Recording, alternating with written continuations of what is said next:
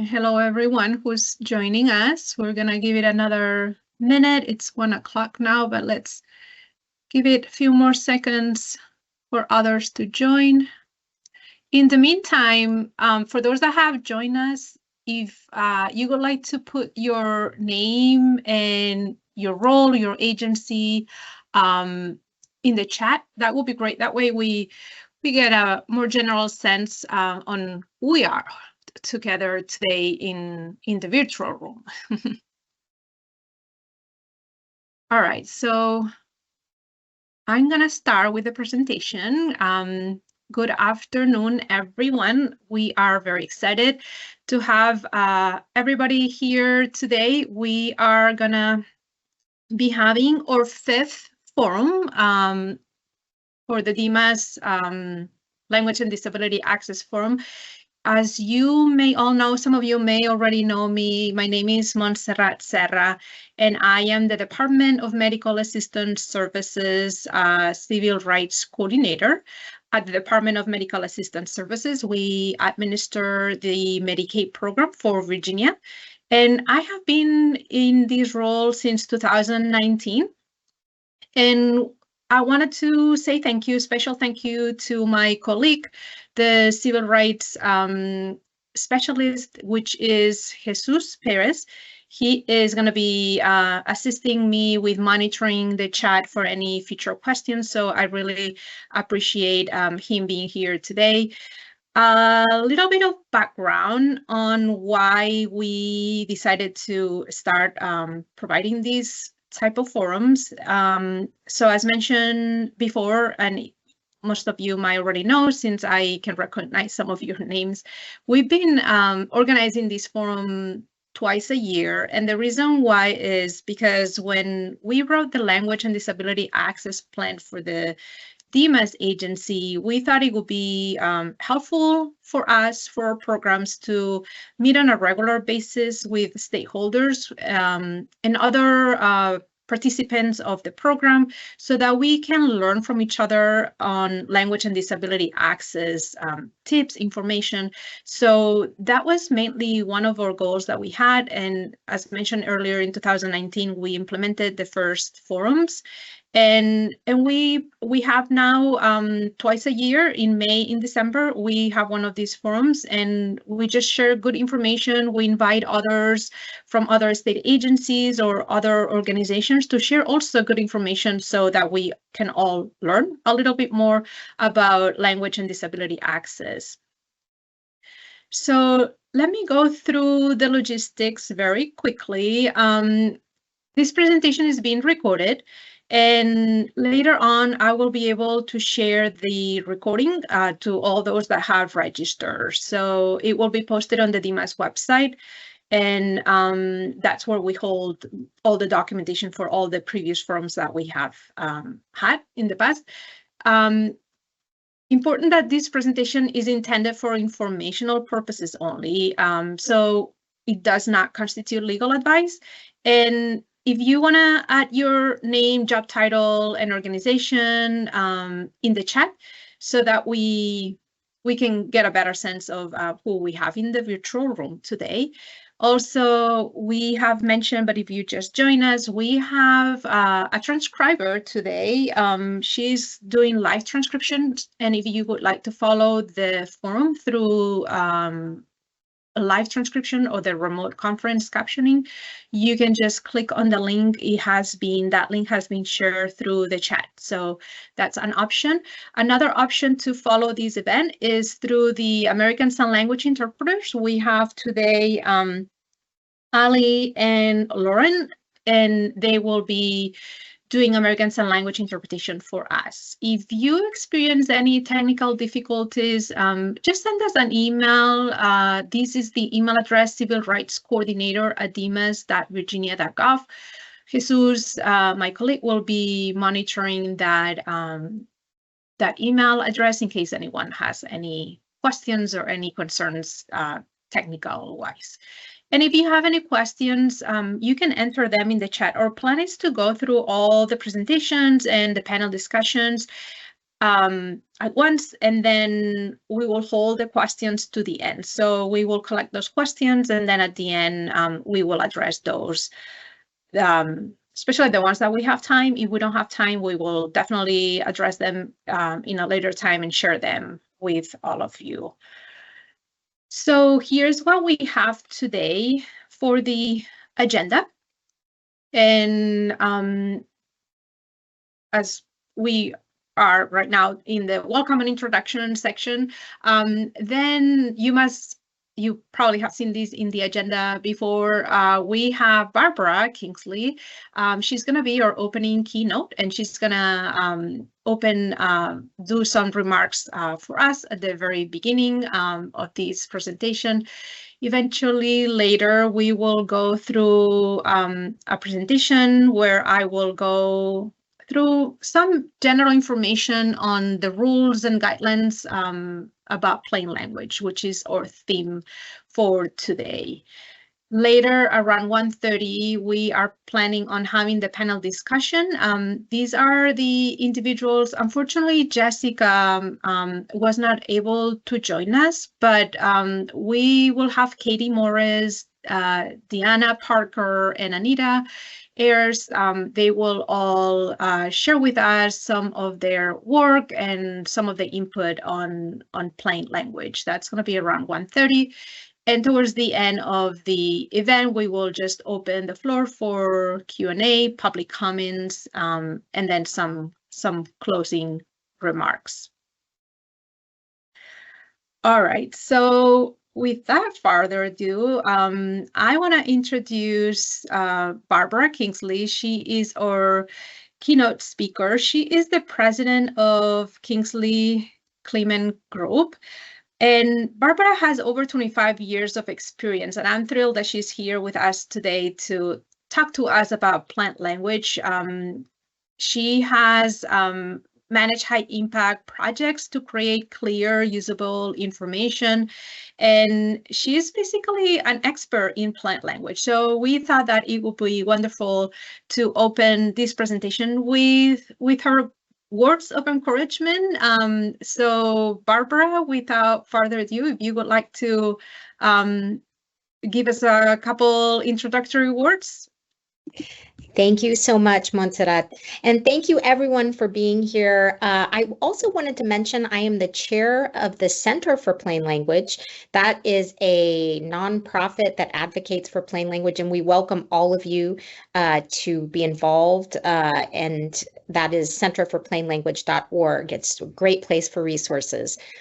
So today I just want to talk briefly about something that's deceptively simple, plain language, and how it holds the power to unlock a more inclusive world for people with disabilities. Plain language isn't about dumbing things down. That's what a lot of people say, but it's truly about lifting people up. It's about clarity, respect, and access. And at its core, plain language means communicating in a way that people can understand the first time they read or hear it. That's not just a courtesy, it's a human right. For many people with disabilities, whether cognitive, learning, neurological, or related to vision or hearing, complicated language is not just confusing, it's a barrier. It's the wall that stands between someone and a job application, a government benefit, a medical treatment, or the ability to advocate for themselves. Think about that for a moment. A confusing sentence can mean the difference between participation and exclusion. But when we choose plain language, we create a world where more people can fully engage. We create materials that a person with dyslexia can read, instructions that a person with a traumatic brain injury can follow, legal rights that a person with an intellectual disability can understand. We turn confusion into confidence. We transform systems into spaces of belonging. Plain language is also an act of equity, because let's be honest, systems are often designed by experts for experts, and that leaves a lot of people out. But when we use plain language, we shift the power. We hand the microphone back to the people most affected. We say you matter and your understanding matters. Let me be clear, plain language benefits everyone. When we write clearly, we help busy parents, non-native English speakers, stressed out patients, overwhelmed students. So in making things better for people with disabilities, we make them better for all of us. So what's the call to action today? It's this. Every time you write, speak, or design, ask yourself, can more people understand this? Can more people use this? Can more people thrive because of this? That's the power of plain language. Plain language is not just a tool. It's not just a technique. It's a promise to include, to respect, and to uplift. So let's keep that promise. And I thank you for having this forum, and I look forward to hearing more.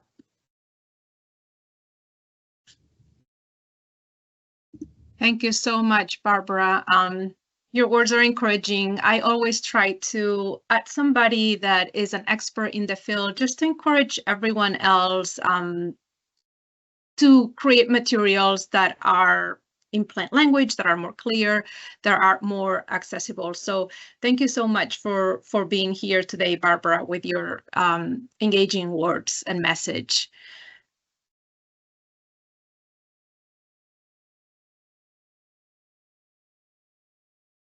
All right, so to support a little bit the information that Barbara has shared with us, we're going to have a quick presentation on understanding plain language rules and guidelines. So why plain language matters, right?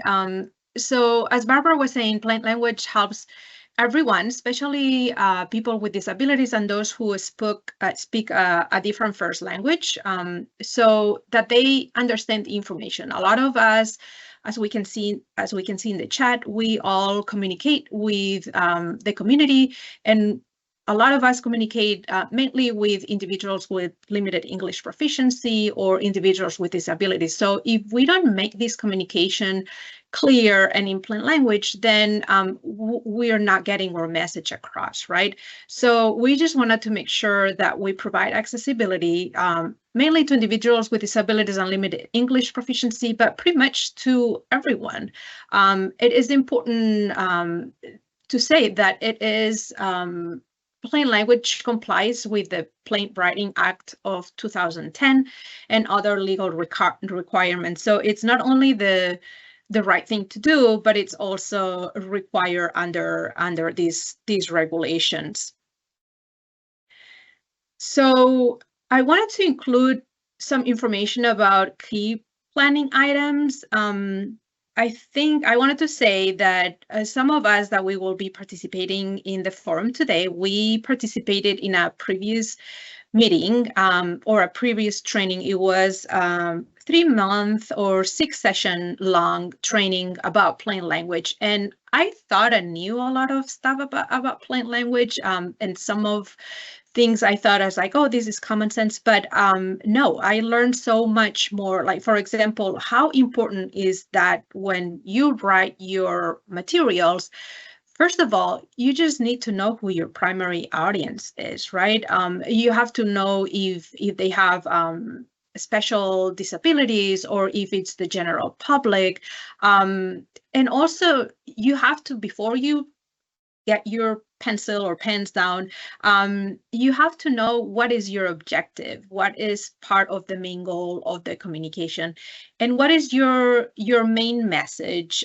That's also a very important aspect, because once you have very clear this information, and maybe in an outline or bullet point, then you can just start putting together the information. So you have to have very clear how you're going to organize the information. During this training that we attended, they told us about how important it is to have a title. The title should explain what the main goal of this communication is going to be. And also it is helpful to have headings throughout the document. And that way you divide or you separate the message in different sections and chunk of content. So those are some of my my tips before you start putting together communication. Just have in mind all these items.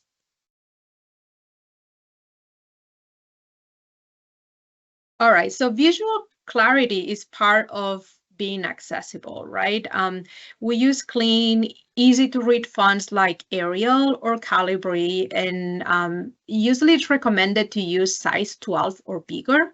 And we check our documents with accessibility tools. There is, for example, Word or Acrobat. They have an accessibility tool. If you are not familiar, feel free to Google accessibility tools through Word. But those are very helpful to know if the documents are being accessible. Also, it is important to make sure that the documents are in formats that people can use. Like, for example, everybody mainly uses PDFs or Word files. So try to use those formats, not just images or scanned copies. Those sometimes are not accessible through screen readers that some individuals who are blind use. So that's important to have in mind when you create a document, and if you're gonna share it via email or upload it to your website. Color contrast is also important. Color sometimes can tell a lot of information, but some individuals might not be able to appreciate the colors. So it is important to have that in mind. And high contrast is also very important. For example, don't use yellow text on a white page because it's not very easy to read. So you just want to make sure there's enough color contrast. And again, online, there are some tools out there that can give you some tips on how to use high contrast text.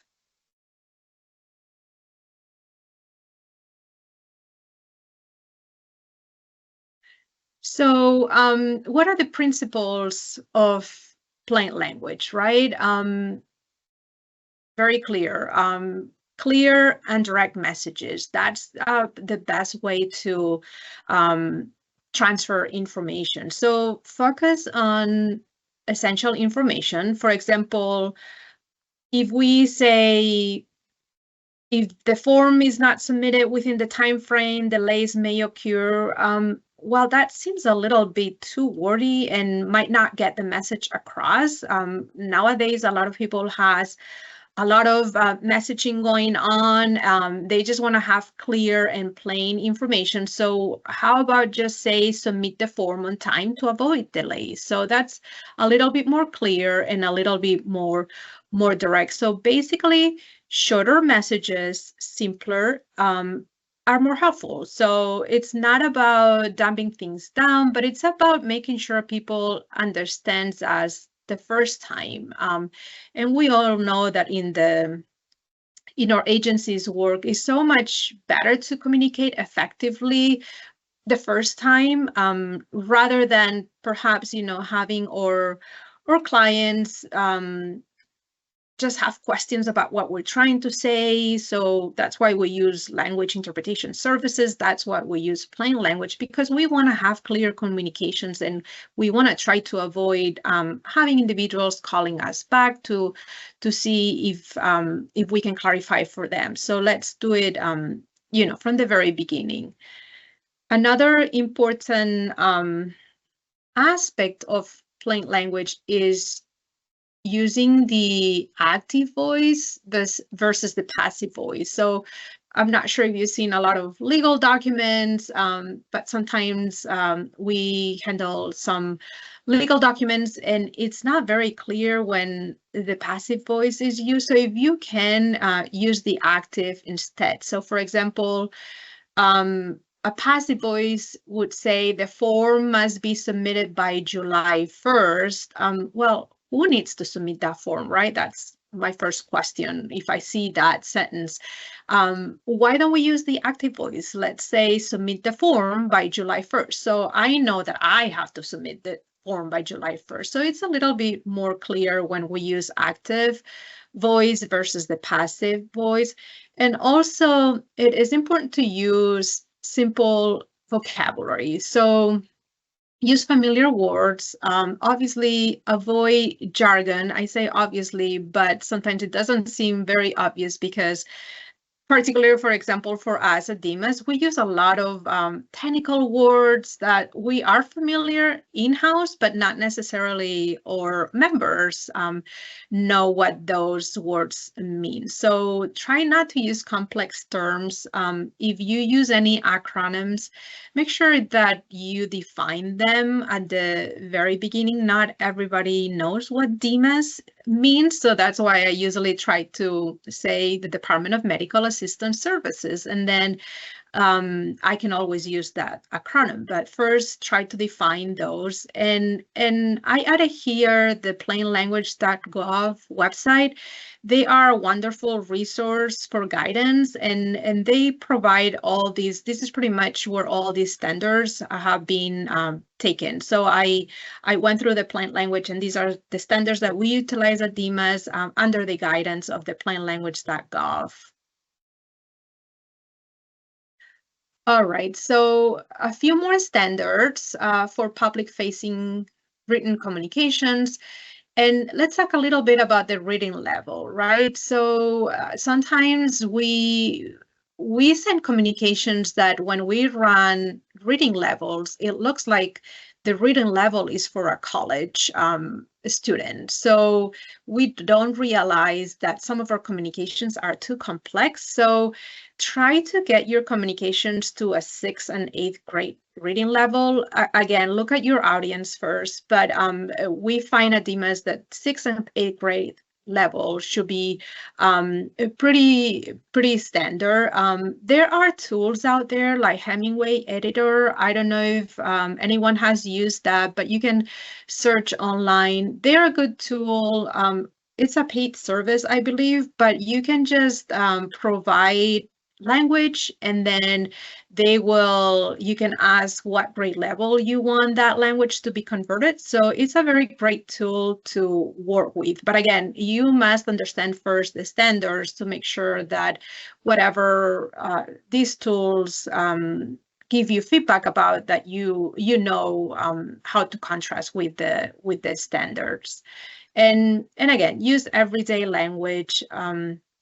As far as the formatting for clarity, for example, I'm very visual, so I think bullet points and number lists are very helpful. And then also keeping sentences short and paragraphs short. So if we see a big chunk, a big paragraph, nobody really wants to read that whole paragraph, right? So at least for me, if I see the content divided in sections with a nice title, perhaps making the title bold and brief paragraphs, that's going to make it a little bit better to digest. So those are some of the tips and standards to make sure that your communication is clear and in plain language.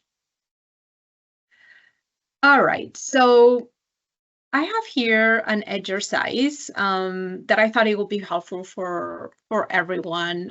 We're going to spend just a couple minutes. I don't want to spend too much, but take a look at this written communication. We have it on the screen, and it is a notice about health coverage. So let's take a look and think about what can be done better. Based on the standards that I've shared, I'm going to give just 30 seconds, maybe silence, so everybody can read the communication and put some thought. After that, we'll just gather some information about how we can improve this communication. So let's take a quick look. I'll let you all review it right now.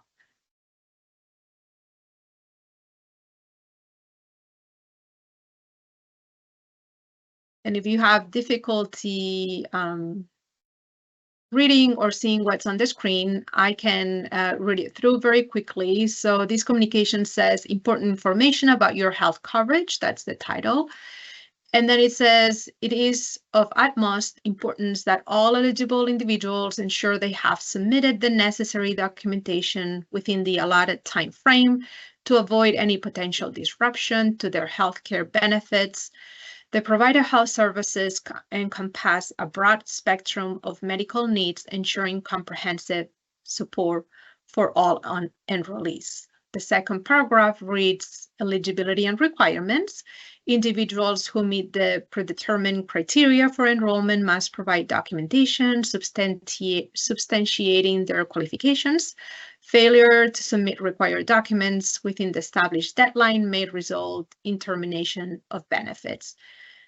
Then we have another paragraph with the steps to maintain coverage with 3 bulleted points, and then the document ends with additional assistance, and it says if you require supplementary information, you may access our online portal or visit one of our regional service centers. Our representatives are available to provide elucidation regarding your healthcare options. So I'm open if someone wants to throw in the chat any feedback, any thoughts on how we can make this document a little bit more easier to digest, more plain language. Jesus, if you see anybody adding something in the chat, let me know, because I can't see the chat for some reason. We have a lot of comments about the ideas that the public has, so I will read some of them if you're okay. Yeah, sure. Ana Trigueros says shorter paragraph. Patrice Thompson says time frame is not clear. Suja Matthew, I'm sorry if I'm not pronouncing your name correctly, says vocabulary is too confusing. Patrice Thompson, lots of large words. Battles Lorna, change big words to much simpler terms. Ana Trigueros again, she says removed unnecessary words. Kelly Eaton, simplify language, make paragraphs brief. Patrice Thompson, incomplete information. Diane Carter, barrier to care, would feel like this insurance company is not for me. They don't really want to help me. Desperation, anxiety, won't finish even reading it. A lot of comments. Yeah. Yeah, thank you everyone for your participation. I get the last one. I can see some frustration with reading this information. So definitely, if we get this communication, I'm going to jump right away on the phone and try to figure out what they're trying to tell me, right? So again, that's what we're trying to avoid with plain language. We try to make communications easier so that our communication is clear from the very beginning. So let's see. This is a suggested modification and an improved version, right? It's way shorter. So it keeps a title again. It says keep your health coverage and what you need to know. So it's very straightforward. It captures that title, the main message, and it makes me feel like I want to read more. Like I want to know what I need to know, right? So one simple paragraph next says, make sure you send in the right documents on time to keep your health benefits. We offer many types of medical care to support your health needs. Another paragraph, eligibility and requirements. If you qualify for health coverage, you must send proof of eligibility. If you miss the deadline, you may lose your benefits. Well, this is very straightforward, and I know that I'm in danger if I don't submit that documentation, right? So it's very clear. I don't want to lose my benefits if I get this message, right? And then the steps to keep your coverage. So pretty much 3 steps again, but so much shorter, right? Like the sentences are way shorter. And lastly, get help. I mean, very straightforward message. Get help in bold. And it says for more details, visit our website or a service center. Our team is here to help you understand your options. So we overall, with just some of the recommendations from the chat and what we know are the standards for plain language, we make this much clearer. So here's a little bit of the recommended changes. So unclear and overlay complex sentences. So we found the issue of a very long sentence that it says, and I read it before, it has very complex vocabulary, right? How did we fix that long sentence? Well, we just said, make sure you send in the right documents on time. That's way more simple. So again, shorten sentences and remove unnecessary word. If you feel that the word doesn't really add anything, just remove it. So that way you make it more direct.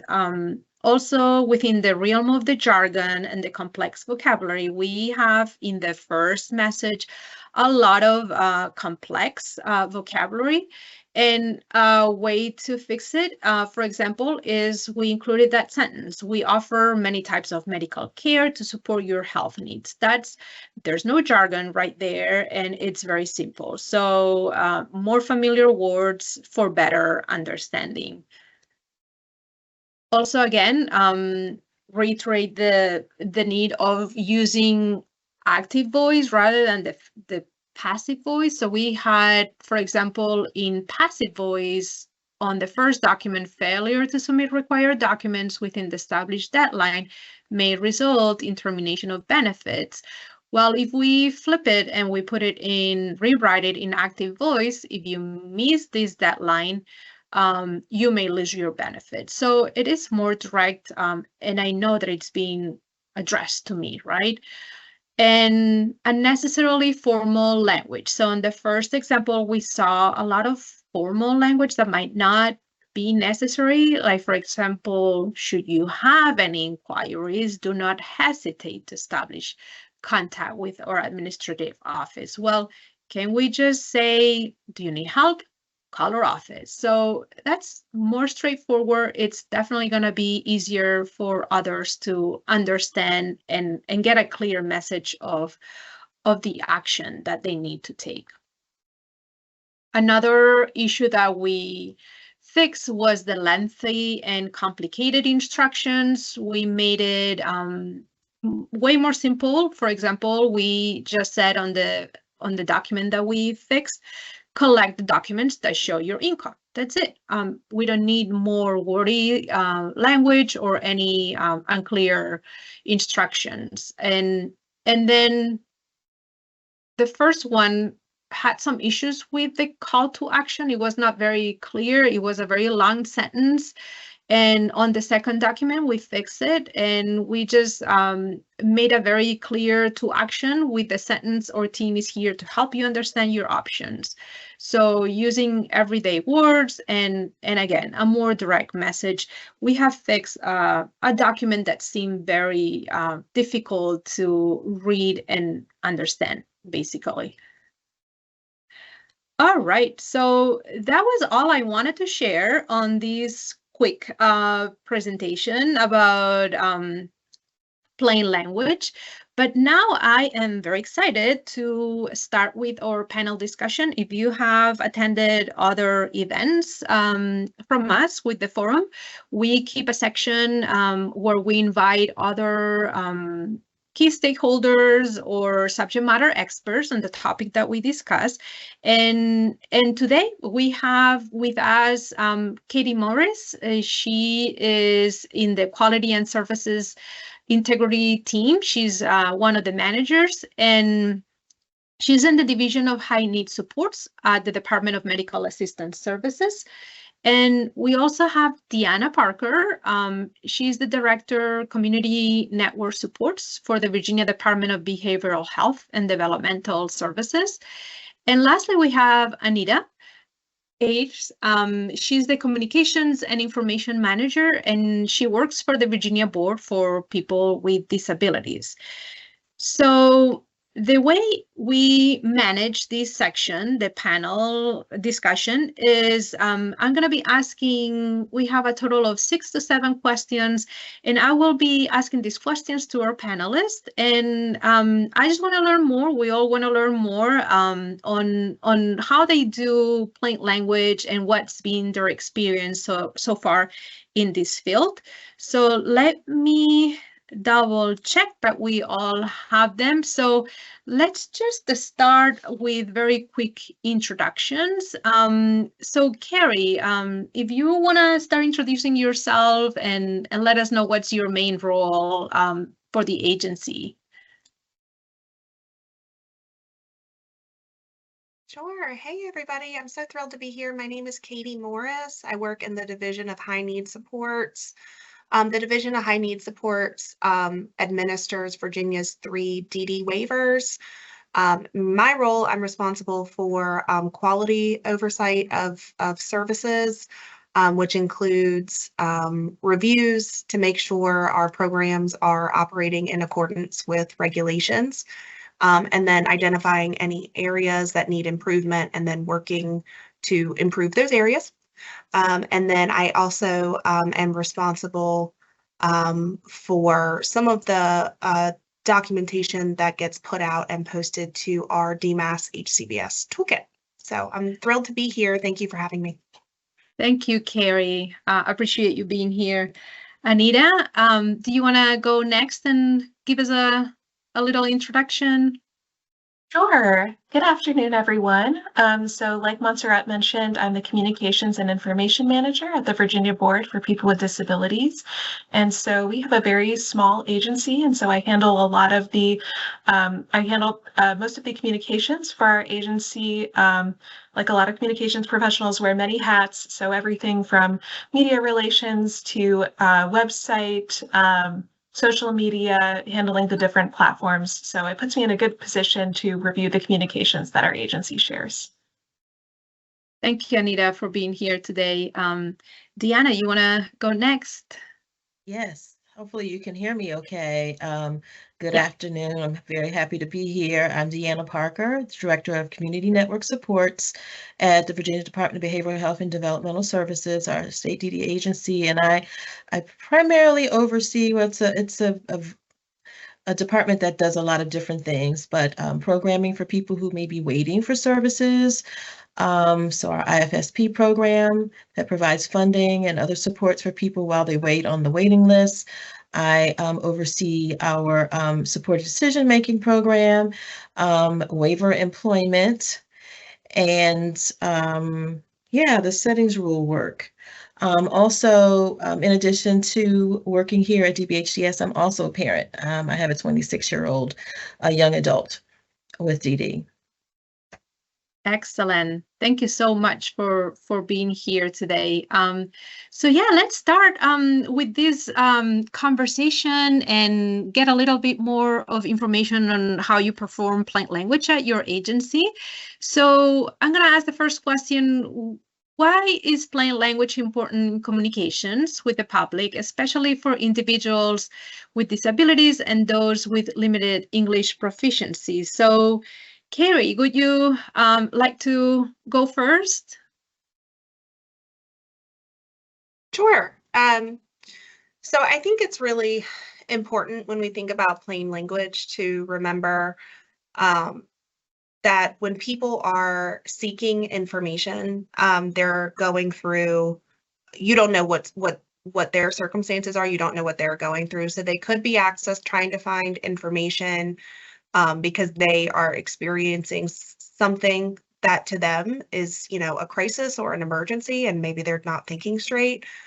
We could also be, you could be looking for something and, English isn't your first language. So keeping things short and simple and to the point is really helpful for everyone because even if you don't have any circumstances, that are, might be limiting your ability to really process a lot of information at one time.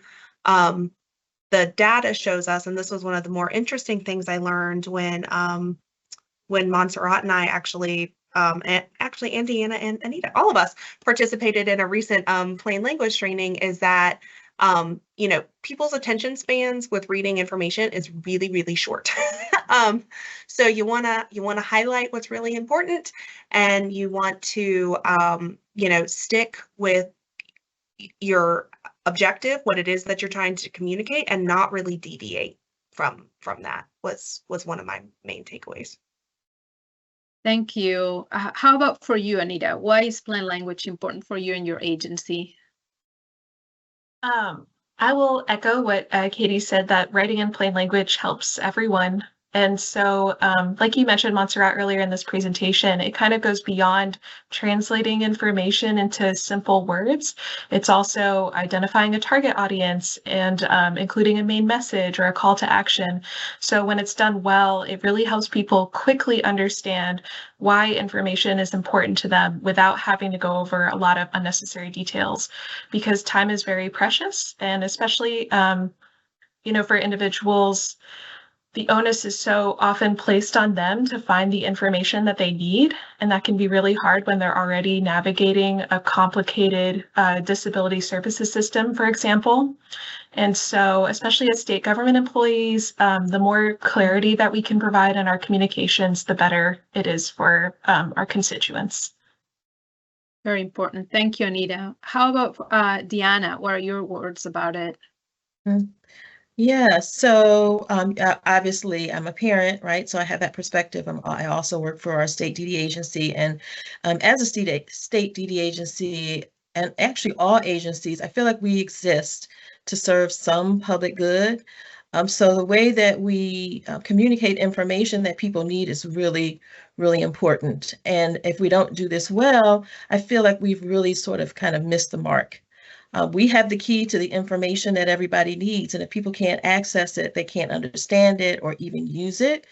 Once they access it, then it's not going to be useful for them. And likewise, I know that when people don't get what they need from, the resource where they would expect to find it, then they'll seek it other places. And that information may or it may not be as accurate as where they would be able to expect to get it. So yeah, this is a very important area. Thank you. Yeah, it is. We want to make our messages effective, right? So yeah, I agree on the importance, and that's the reason why we want to bring this awareness to everyone, and we make this topic as the main focus for today. So yeah, let's move on to the other question that we have. So if you all can you share an example of a document or communication your agency has recently rewritten in plain language?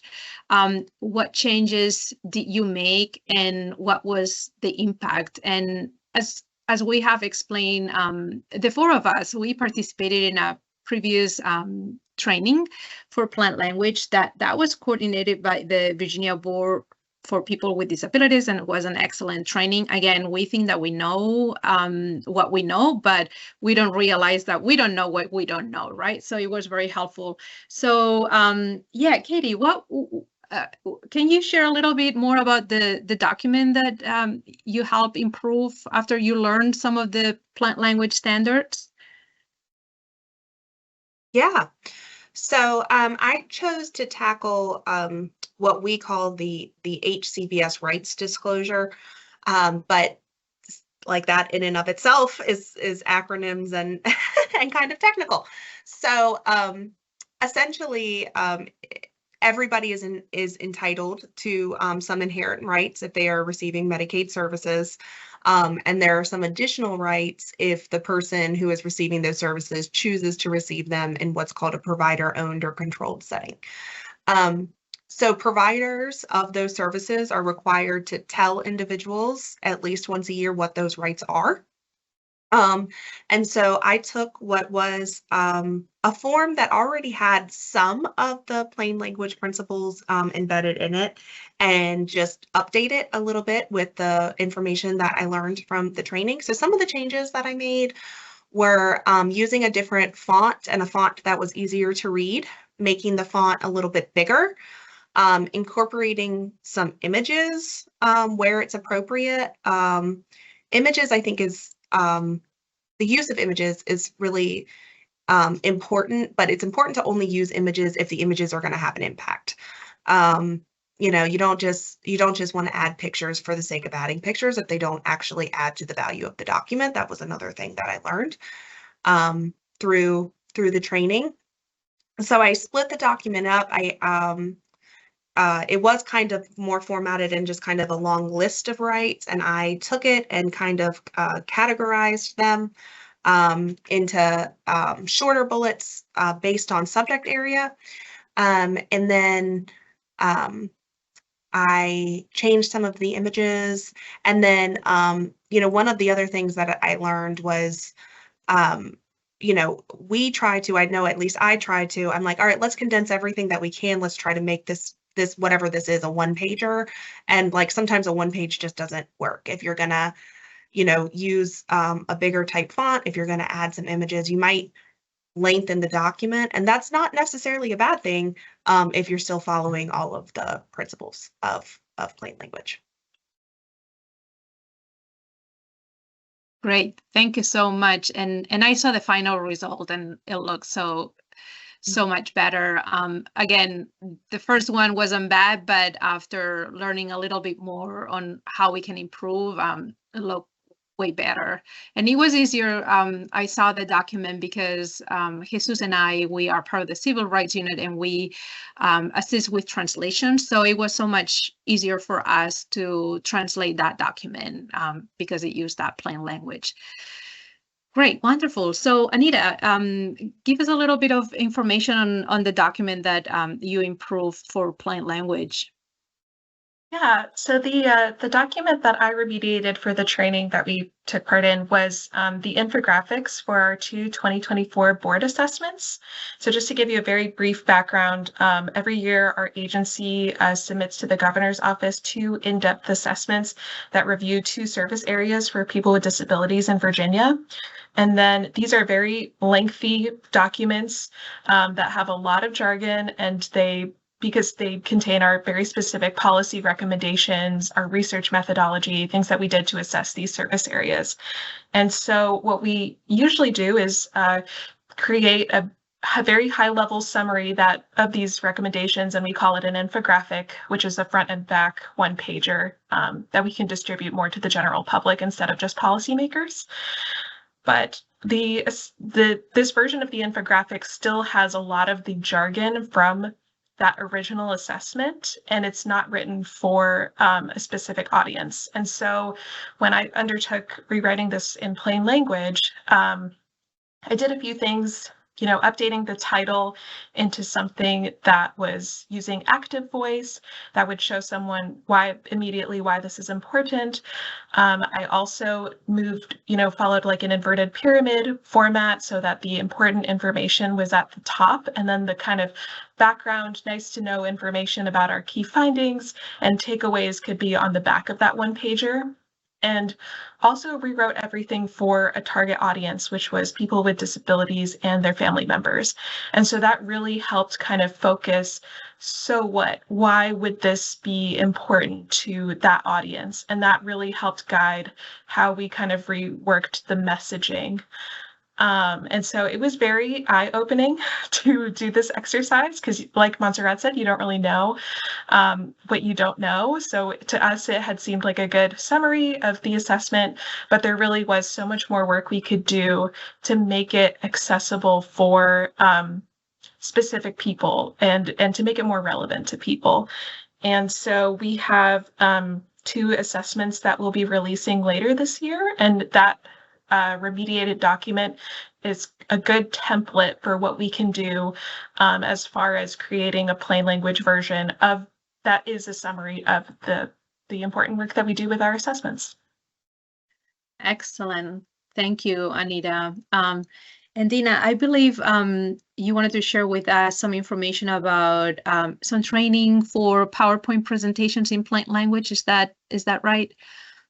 Yes, so I had to qualify this question a little bit because through the training and through really real life, we learned that this process isn't easy, right? It's so much harder and takes a lot longer to look at existing material that you have and then translate it into plain language than it does to just create it from scratch. So I knew going into this was going to be a long-term process of breaking down that information into multiple formats to different audiences because we do want to do it the right way. And so what I chose to do since this was going to be a commitment and a process, was address accessible language, looking at things inclusively, as we've just talked about earlier, but also target the way that we share information most frequently, and that is through our training. So we've developed a training best practice guide, which basically focuses on external trainings that are done through PowerPoint. So we are including accessible language guidelines. We are also looking at plain language guidelines, and then even formatting to make sure that the slide itself uses those principles so that the information is easily shared and understood. We also, I'm working currently on a guidance for accessible language that's going to be a comprehensive resource for all the staff in our Division of Developmental Services. It's going to incorporate the accessible language principles, so language that's inclusive. We already talked about that it's good for everybody if it's good for people with DD, but it's also including preferred terminology that is used by people with DD, because that's important. We want to make sure that the language that we use is the language that is preferred by our target audience and our population, and also, of course, incorporates all the best practice guidelines. So it's not one particular resource that we're looking at, but just kind of setting the foundation first. Great. So it looks like you're touching a little bit on some of the strategies that you used for plain language and train others about it. So that goes very well with our next question. So what strategies do you use to test whether a document or a message is clear and easy to understand for its intended audience? So yeah, Carrie, if you want to start with that one.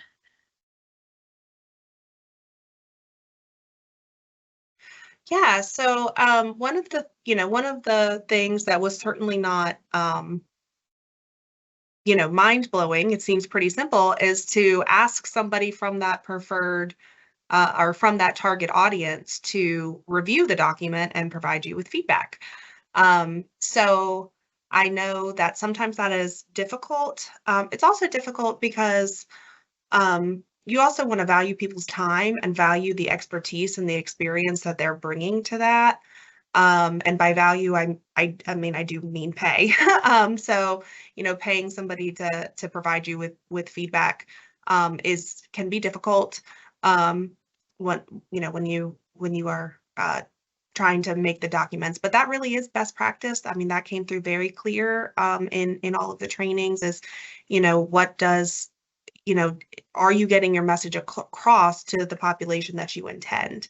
I thought it would be helpful to share that I know when we were participating in the recent training, I was unable to attend a feedback session with somebody with lived DD experience. It just didn't work out, unfortunately, with my schedule. So I did utilize some of our provider network partners. And, of course, they were only able to review it from the perspective of being the person who does meet with an individual once a year and go through the rights. But they still did have feedback. I still did incorporate most of the feedback into the document because I thought that it was very helpful. So I thought I would share that because that is, also a real life example of a barrier. Sometimes you're not able, even if you have really good intentions, to really be able to do it every time. Yeah, that's excellent. That's what I call thinking out of the box, right? If you're not able to do the other feedback group because of costs or logistics, why not get the feedback from those that you work on a daily basis? So that was very good. How about for you, Anita? How do you tell us about any other strategies to test that you might have experienced? I was going to say the same thing about doing focus testing is the best way to test your document, and providing a stipend or a monetary incentive is really it's very helpful for recruiting participants, but it also, like Katie said, shows that you value their time and their expertise. But that is not always available. I would say another thing that our agency has done is reviewed documents with some of our board members. And so that, again, is kind of specific to my agency. We have a 40-member board, most of whom are people with developmental disabilities or their family members. And so that can be kind of nice to get that perspective of what is important to them or what makes sense to them. But when possible, focus testing is probably the best way to go, because people are eager to review, especially when it's state government documents that are important to them and that they will be using in their life. They do want to help improve it when they can. Yeah, excellent feedback. How about for you, Dina? Do you have any experience with focus groups, maybe for feedback or? We heard earlier in the presentation that we write sometimes for ourselves, and that's true. It's not intentional. It's just that's our perspective, right? And so we do need people who have other perspectives. So we do some of the areas that I oversee use stakeholder groups before, they produce different documents. That is, some of them have built-in review mechanisms to be able to do that.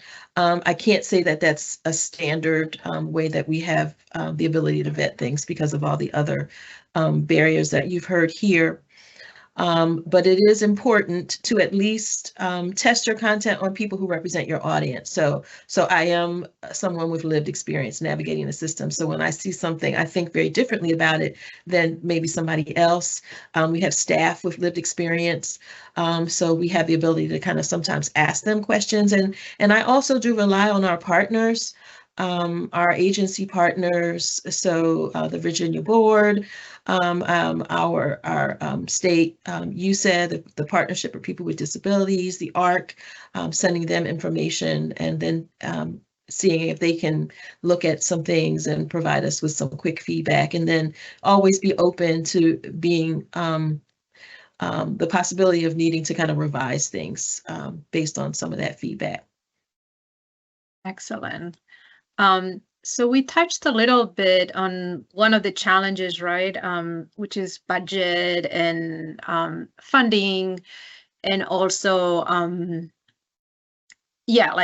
some of those difficulties. Can you share any other challenges that you have run or your agency has faced when implementing plain language practices, and how you have addressed them? For example, how do you balance? This is an example. How do you balance the need for legal or technical accuracy with the need for clarity in plain language communications?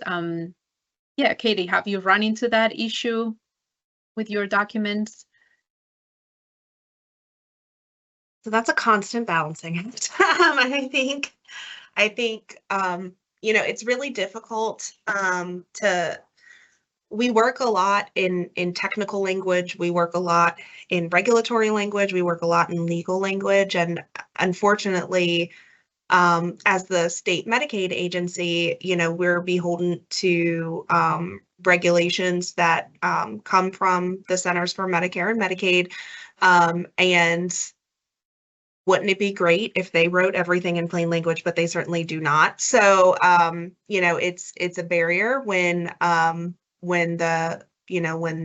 the information coming from the federal government isn't always easy to read and understand, and then to take that and turn it into something that is accessible for most people can really be challenging. So I think that's kind of where you have to lean back on what's the main point that you're trying to communicate here, and what details.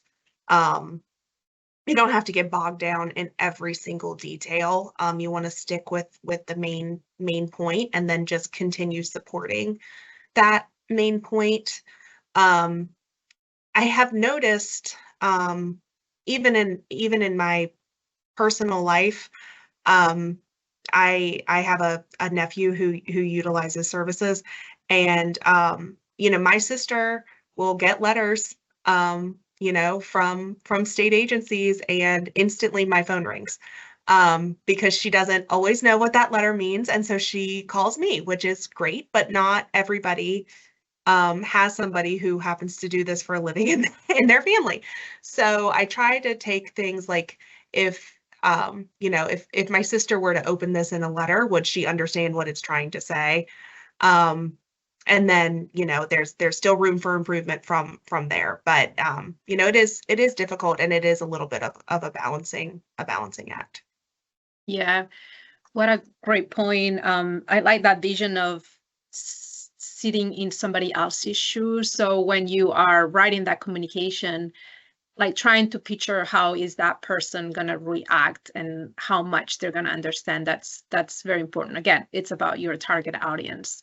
So Anita, how about you? What are challenges and solutions you have found to those challenges? I would say, like, everyone probably has experienced, writing in plain language. It can be hard when you have limited time and resources. And so to a certain extent, you can prioritize what materials are the most evergreen, meaning that the information stays constant for a longer amount of time, so you don't have to update it as regularly, and also looking for what's most beneficial to the public. And sometimes looking at the analytics, what files are most frequently accessed, can help you identify those important documents or materials to kind of tackle first. But it is a challenge. And as far as like the, technical jargon and things like that, I think it can help to create some definitions in plain language. And so sometimes there are words that you just have to use, or acronyms you just have to use. And defining that one time, at least you can use that in all the materials that, reference that as well. Yeah, great strategy. I like that one.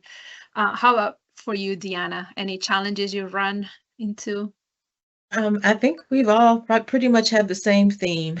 It's resources and it's time. My office is like 80 to 90% public facing, so almost everything we do is for the community. So we need to have information that is palatable for the community. And also sometimes it needs to be able to be produced yesterday. And I don't have dedicated staff to do that work, so it has to be done over time. And so that's a challenge. But in terms of solutions, we just kind of work to, as much as possible, make sure that when we create something new, that we think about the plain language principles. Also, in terms of the legal lease and technical terms, there's some terms that you really want the community to be able to understand. And so those are the things that I think about, making sure that people understand. So as we just mentioned, defining them. If we're talking about acronyms, sometimes we want people to be able to understand the acronym when it's used, so you spell that out. But also you could do things like, have, if it's an electronic document, you can link to a definition. You can have a reference list at the end of the document that sort of defines some of these terms, a glossary, an acronym list. We've used all of these types of things to kind of bridge some of that information gap. Great. Very good information. Learning a lot today from you all. Although we took the training, it's so nice to see how you guys have applied that training to your current work. And what I'm hearing is the challenge of time. It's true. Like sometimes we just want to get that document done and we don't even have time to think about trying to make it as plain language as possible. The definition of the terminology, yeah, it takes additional time to just go and get a definition that it's written in plain language and it's easy to understand, and put it in the document, like Deanna was saying, like maybe just add it to the end of the document, or maybe just put a link if it's an electronic. And also what Katie was saying about knowing that you're writing that document for her sister, who is going to say, I'm not understanding what it says. So having that in mind, very good points, very good. Learning a lot. So let's see, about training. So what role does staff training play in ensuring plant language is consistently applied across your organization? Do you have any best practices to share? And we can start with Deanna, because I feel like she's always the last one. So, I mean, I think best practices is getting everyone trained with the same information. And that's sort of like where we're starting, like to kind of level set this area. And so we have some meetings where all staff is invited, and so, you know, giving them a preview of this. We will be doing a miniature training of the training that we went through to DS staff, making the information that we had made available to us, available to staff, and just creating resources that support trainings and making sure that people have access to the trainings, I think is key, because that's the foundation. And then you work on, you know, making sure that that training leads to changes in the way people think about how that information is prepared when it is begun to be developed. Yeah, good call. How about for you, Anita? What was the role for staff training? I would say our agency is kind of in process with this. So we've been developing a language and disability access policy that will be reviewed next month at our board meeting for approval by our full board. But if it's adopted, then all of our staff will receive training and internal procedures for plain language, so that we can be more consistent. I think that just having everybody receive similar training and similar tools will help us maintain consistency with how we tackle plain language. So that's something that I hope to have an update on very soon. Yeah, certainly. So how about for you, Katie? Any training you've conducted with your teammates?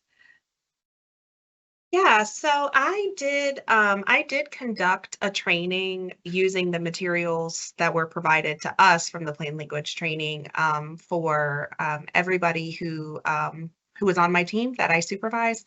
But I'm also going to be sharing that information with our whole high needs support unit at an upcoming meeting. And then I've also talked a little bit about training some of the other divisions that fall. So, you know, everything's a little compartmentalized because people are working on different projects, but high need supports falls under the umbrella of complex care. And so sharing the information that I have with the other divisions in complex care. I know when I shared with my team, some of the practices, a lot of them instantly said things like, oh, you know, this would be really good if you were supporting survivors of brain injury or, you know, folks in skilled nursing facilities. So, you know, plain language helps everybody again. So the more people who know about it, the better. Yeah, and we've conducted, after we had the training, we did a lunch and learn session at DMAS. We have those every month, and those are pretty simple to coordinate. It's just an hour session. You invite the whole agency. I just realized that so many people in the agency, and I'm sure at other agencies probably happens the same, or other organizations, so many people touches in communications that it feels like you just need to have an entire training for the entire agency, because it's not only communications, it's not only the responsibility for one particular division. At least at DMAS, we have different teams. They all handle their own communications. So I don't know, I just wanted to suggest lunch and learn seems sometimes easy trainings to do and more logistically easy to conduct. So that's what we did, and I think it was helpful. We had some individuals participate in those. So great ideas. So let's see. we have for the question number 6. Do you have any tools or resources that your agency uses to simplify and improve the readability of communications? And I know that we touched that a little bit during the presentation, but Diana, do you have any particular ones that you like better or that you use the most? Yeah, I've got a whole page full of resources in the accessibility guide, but I probably use the Hemingway the most and Grammarly. Yeah. Because they're free and they're easy. And then I still go back and, kind of look at each individual words depending on, what it is that I'm preparing and who it's going to, and make some changes there. But a lot of the resources for plain language and accessible language have like websites and different apps that you can go to kind of like bring down the reading level of your text or substitute words, that kind of thing. Yeah. Yeah, good tips. How about for you, Anita? Do you have any particular ones that you like better? Yeah, I have used, actually Microsoft Word has a way that you can check Fleisch-Kincaid grade level and reading ease scores. It's just in the review tab of Word under spelling and grammar, like where you would run a spell check for your document. Then there's a part that says document stats. And so that'll give you the readability scores, but also there are a lot of websites that have, plain language tools. I think most of these I actually got from the training that we all took. And so I can drop these links into the chat, but they're just, lists of simple words and phrases, also like, kind of plain language dictionaries for medical jargon and things like that have been really helpful. Yeah, thank you. Yeah, if you can drop those into the chat, I'm sure people will find it very helpful. So how about for you, Katie? Any particular tools that you use? Well, I've definitely used some of the tools that Anita's gonna put in the chat for us. But I also have just taken the idea of what I wanted to say and put it into Google and asked for like a plain language version, and then just seen what looked at what came up and looked at my document and that's. Everybody uses Google for everything. I'm sure people have also done the same thing with some of the AI apps like ChatGPT. I have not done that, but I have done it with Google, and it's super easy. Yeah, good tip. Excellent. Let's move on to, we have a few more questions. So looking ahead, what are your agency's next steps or goals for improving plain language in communications? Let's start with Dina. So the accessible language and style guide is going through review in my agency. So at some point when that's finalized, that will be available, and that is targeted to all staff in Division of Developmental Services. We are we're in the process of doing like a website refresh. So we'll be looking at some of our pages and making sure that it's more plain language friendly. And we're making some more updates to the My Life, My Community website as well with the same goal.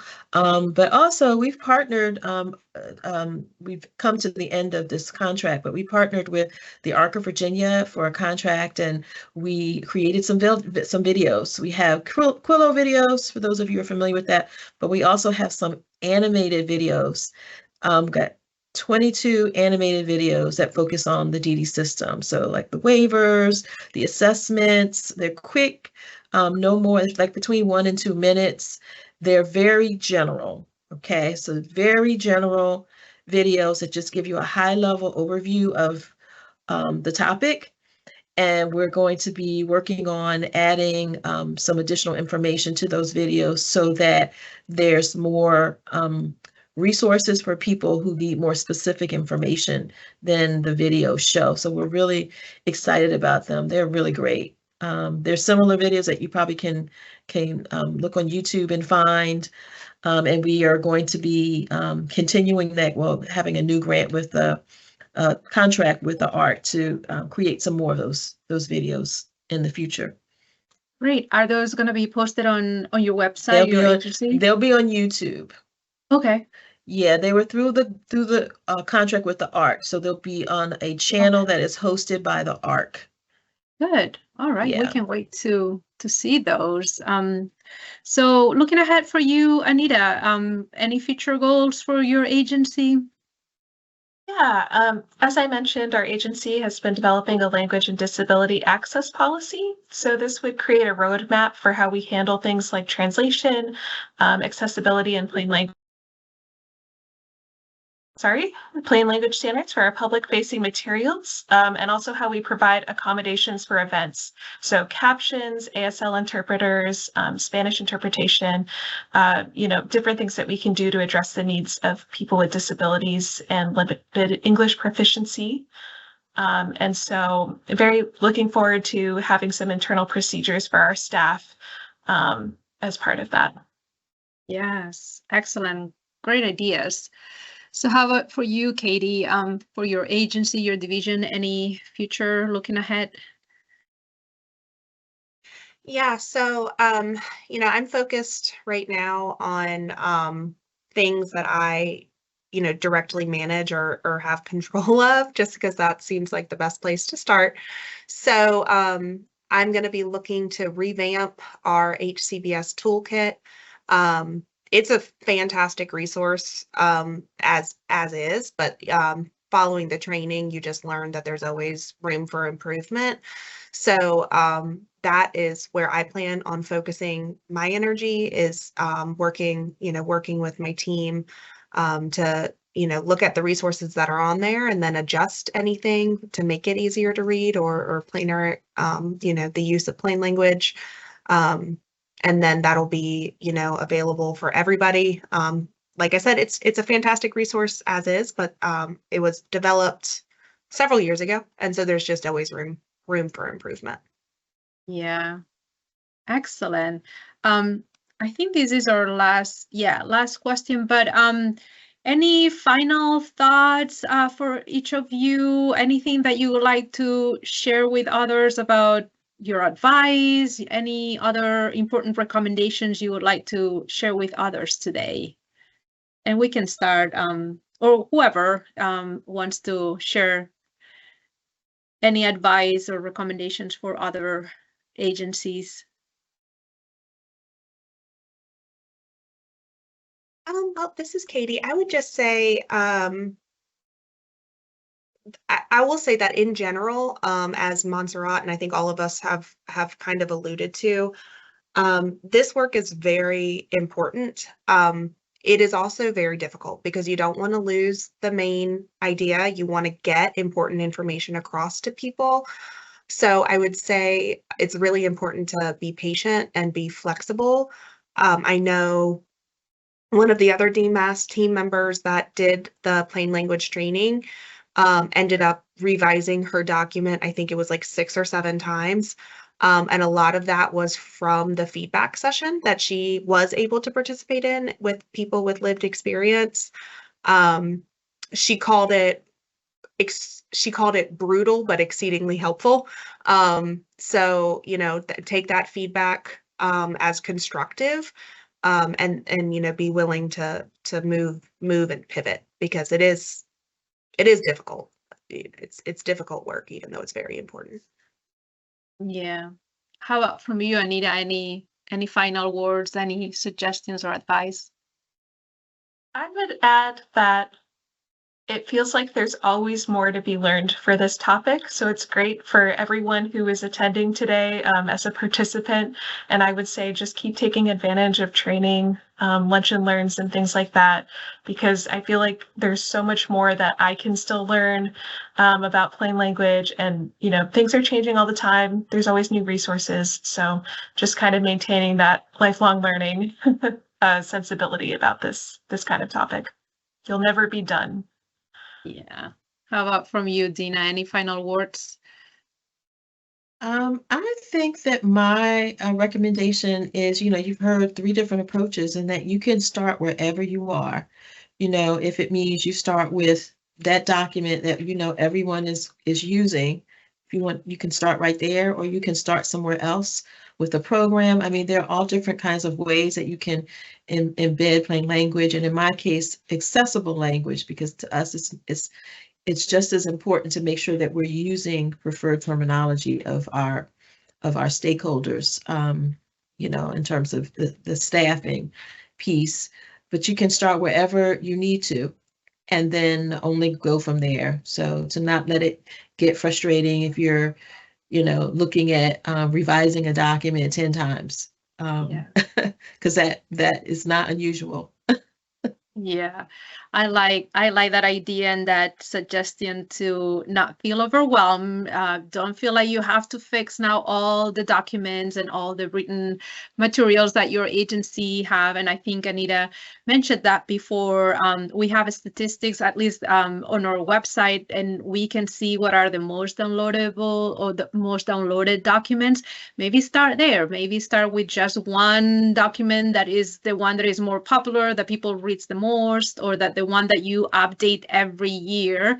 Maybe start there, right? Like just as everything, take it in little chunks and yeah, just to make sure that you don't feel overwhelmed, because there's a lot to do. And yeah, continue going to training sessions. I love, I join a lot of webinars, and I feel that some information shared I already know, but there's always something new that I always learn. So yeah, I encourage those same things. So thank you very much, Anita, Katie, and Dina. This has been wonderful. I hope that everyone has learned from your experiences, for your great work that you do for the agency. So this has been very, very inspiring. Especially, I like to have conversations where you can see examples of things being done. So it's been very helpful. I really appreciate you being here today. Thank you So for the invitation. Yeah, so we're we're running good with the time, because yeah, we're gonna open right now to Q&As, and I'm gonna ask my colleague Jesus to see if he has seen any questions popping up in the chat. We can address those questions about the presentation, questions about the panel discussions, any questions. I think we still have Barbara, our key speaker. Yeah, are there any questions that anyone needs to be addressed? No questions by now, Monse. Let's give the public a few seconds if they want to share something. What we have are comments like Khalil Fab's comment about the importance of being careful with AI, and the comment that shared Chantal Skubik about new information that she learned about Word tools. Yes. And the rest of the feedback that we are receiving by now says that the panelists had a great presentation. Yeah, definitely agree with that. Well, let's give it a few more minutes. We have a last slide that shares some, Anita has shared already some resources in the chat, but these are also some of the resources that we recommend for you to check out. The first one is the DMAS Language and Disability Access Plan. If you haven't had a chance to look at it, once we share the presentation, which we will be sharing it within the next 10 days, these are clickable links. So you'll have access to the DMAS Language and Disability Access Plan, where we have put together some of the policies and procedures for language and disability access that DMAS follows. We also recommend to go to the plainlanguage.gov website. They have great resources there. If you're more interested in the regulations, we have a link to the Plain Writing Act of 2010 if you're more interested in those. There are also some federal plain language guidelines. They're very extended guidelines. It provides all the standards of plain language, and I spent some time reading through those, and I found them very, very helpful. And also there is a resource that was recently shared shared is this last one, the Plain Language and Easy Read Communication by Center on Disability. It was very helpful. I think they had like some one-pagers. So I recommend to go to those resources. Montserrat? Yeah. Just to let the public know that Barbara Kingsley also is sharing the link of the Center for Plain Language, and in this site everybody can find free information, and they also organize webinars about this topic too. Yes, and thank you, Barbara. I didn't mention that to you, but I attended one of their webinars and presentations, and they're also an excellent resource. So if you go to their website, they have also webinars. If you want to spend more time about learning about plain language, I definitely recommend going through that. Thank you, Barbara, for sharing that. All right, so if we don't have any questions, right, Jesus? No questions, Montserrat. Good. So yes, I'm gonna give you all back some time. The webinar ended at 3, but I think we have gone through all our material, and I think we have shared very, very good information. This is gonna be recorded again. We will be sharing the presentation and the recording once it's available, hopefully within a week or 10 days. And yeah, be on the lookout. We will put together another forum at the end of the year in December. Thank you all who have registered. When you register, we usually ask you to provide us with any topics that you would like to learn more about. So those are always very helpful. If you can think of any other topics, you got my email, you got the invitation via my email, or the civil rights coordinator at dmas.virginia.gov. You can always email us there with any questions or anything you may need. But thank you again for being here. Thank you again for the opportunity to share information, and thanks for taking the time to learn more about plain language and be more aware with any communications that you do for your agency or your organization. We really appreciate you being here today. Thank you, everybody. And thank you, Jesus. You're welcome.